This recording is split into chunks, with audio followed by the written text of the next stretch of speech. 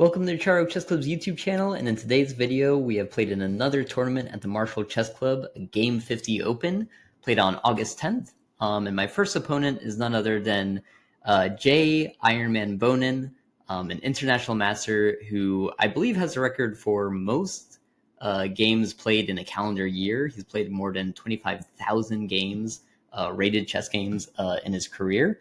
So someone with a lot of experience. Here we go. Pawn d4, pawn d5, and we get my least favorite structure, which is a queen's gambit with knight f3 already played. We saw a Catalan earlier, and now we're going to see what happens when we take red away, and we get this kind of Slav structure. And now pawn to e3, and pawn to e3, I try to remember what do I do, it's bishop to e6. And the reason we can play this move is because of this e3 pawn being on e3 and not e4. Because if white tries to play this move, knight to g5, which looks really good because it attacks the bishop, which is oddly placed, we can actually play queen to a5 here and get a fork because that bishop is no longer able to defend the knight. Of course, this little trick did not fool JayBonin, and instead, pawn to a4, knight to f6, and we get a structure like this. And in this position, we should really just play something like c5, start to break down the center here that white has, and hold on to the light squared bishop a little bit longer. Instead, we trade it off immediately because I like having this little pyramid structure. And when I have games like these, I don't score very well because I play very passively. You know, white's got two center pawns, and how is black really able to get into the game? We're holding it, but we're definitely not attacking. So game goes on, and we get queen to c8, queen to c7, trying to hold on to that e5 square. And then we push with e5 because we can't let white play e5 first. And then capture is really the big mistake here. And then it's followed up by another one right here. The bishop is attacking the queen, and I have two options. I can play bishop to d6, or I can run. And what I decide to do is run with the queen to a5 and try to hold on to e5 from there for a little bit longer. Bishop d6, I was just really afraid of this fork ever appearing on the board. Also, after bishop takes, the queen's in the center. But turns out this is totally fine after capture, capture, capture, and then the rook takes. We could just move the queen back. And again, we're still holding on to e5. It's very defensive. We can still play this structure. It's not the most pleasant thing, but again, you know, kind of going with our theme, let's just defend. When we play queen to a5, though, that is the beginning of the end in this position. So queen to a5, now e5 is on the board, and it does a few things. One, queen is attacking the king side. Two, it's almost acting like a pass pawn. It's like no one can stop this pawn. So my knight has to run away. White captures. And then we thought we had a plan. Well, let's play knight to b6. I know all my pieces are going to the queen side, but I think I'll be able to trade off material, because if white decides to play their bishop to d3, now I can get a fork.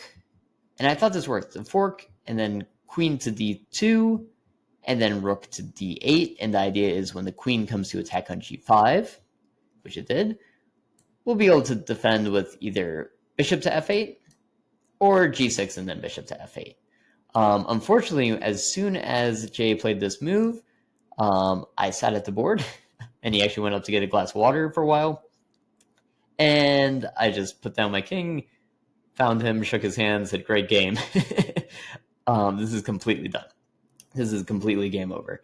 And the lines are wild. So if I play bishop to f8, we have knight to h6 check, king to h6, knight takes, and this is already enough. We got a fork, right? We just take the rook. But it gets better. King to g8, they could have played bishop takes on h7, and now it's a checkmate. They play check. King has to go to the side, and now the queen's cutting off the king, the rook's cutting off the king, and so bishop to h4 is a checkmate.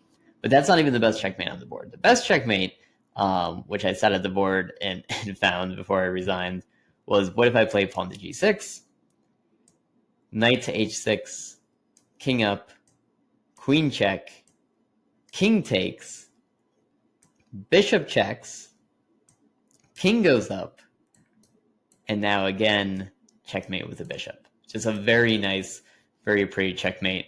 The other ones are just relatively simple. The king cannot run away this way. We have check, king goes here, check, king goes out into the open, and again, everything's check.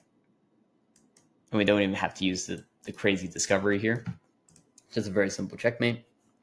The computer's only saying that it's not checkmate because like in a lot of positions where we know we're going to lose, we could, of course, try to just give up some material and play something like bishop takes, queen takes, and now we're holding on to the g7 pawn, but we're also going to lose our queen with this discovered attack. So really good game by Jay, just really great explosive attack at the end. But the most important takeaway was I thought I had lost in the opening, like just straight up. I was like, this is going to be terrible because I hate playing like this. And I'm playing up against one of the best players. There's no way I'm going to win. But this was all relatively fine. Just knowing to push c5 and maybe not play this little pyramid structure all the time. Not when they have e4 and d4 on the board. If this e pawn's gone and they just have the c pawn stuck over here, like in a queen d6 Scandinavian, that's fine. But with e4 and d4, it's going to be like really tough to play. So just play c5 right away. Try to break down the structure. That's kind of the way I'm going to go about it next time. Thank you for watching. Be sure to like and subscribe for more chess content.